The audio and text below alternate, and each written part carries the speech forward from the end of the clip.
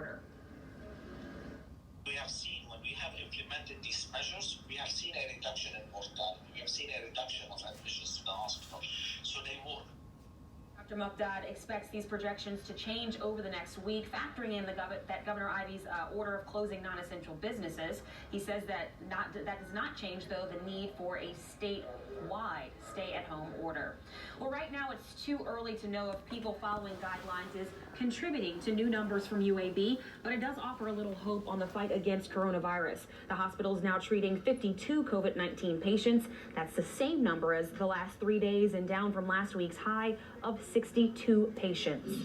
And with the government planning on sending out stimulus checks, we're on your side with how to make sure that your money does not fall into the wrong hands. Believe it or not, the Better Business Bureau says scammers are already working to steal your stimulus check. Here is what the BBB says that you need to be looking out for right now. If anyone calls you, sends you a text, if you see a post on social media out of the blue, you know it's going to be a scam. The federal government will let you know how you will receive your stimulus check when that time comes. And the BBB wants you to keep in mind or keep a lookout for people coming door to door offering in-home COVID-19 testing. The BBB says that does not exist at this time. And here's a story that we can all use this morning. Watch as neighbors at this apartment complex in Birmingham host a sing-along to help get all of us through this very difficult time.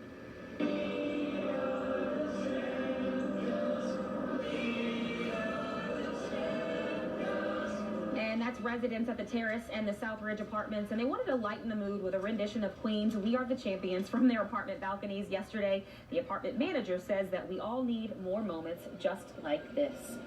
Mickey. Silly is where we need to be.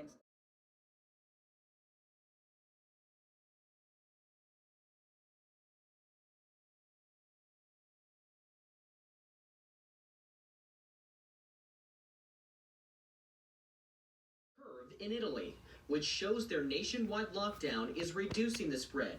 Though I know it's stressful to follow the guidelines, but it is more stressful and more difficult to the soldiers on the front line. But the Democratic presidential frontrunner is criticizing President Trump's response. Former Vice President Joe Biden says President Trump has publicly put out inaccurate information. The president says he's a wartime president. This is a war against this virus. He should act like a wartime president. He should have someone else in charge with him, making sure all these things get implemented.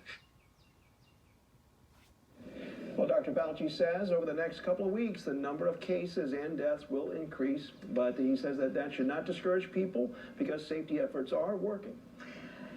And that's the only thing that's going to change is if people continue to follow those orders and keep washing your hands, keep staying apart, and hopefully it will not look as bad as it does right now. But Mickey's got to look at those numbers now. Yeah, we're continuing to get updated numbers on corona cases and deaths throughout the morning. There are now 17 confirmed deaths in the state. That includes 1 death now confirmed in Jefferson County and 2 into Shelby County. There could be actually as many as 24 deaths, but the Department of Health now shows 2 numbers to track: coronavirus deaths, reported deaths, and deaths from the illness. The deaths from the illness, the confirmed death stands at 17, which mean that those confirmed to be related to COVID-19. The larger number is reported deaths, which includes cases that are also investigations. So those numbers could climb. The Department of Health has not confirmed those 24 yet. Now, on a national level, the United States has nearly 190,000 cases of confirmed COVID-19 cases throughout the country. That includes more than 4,000 deaths from this nationwide.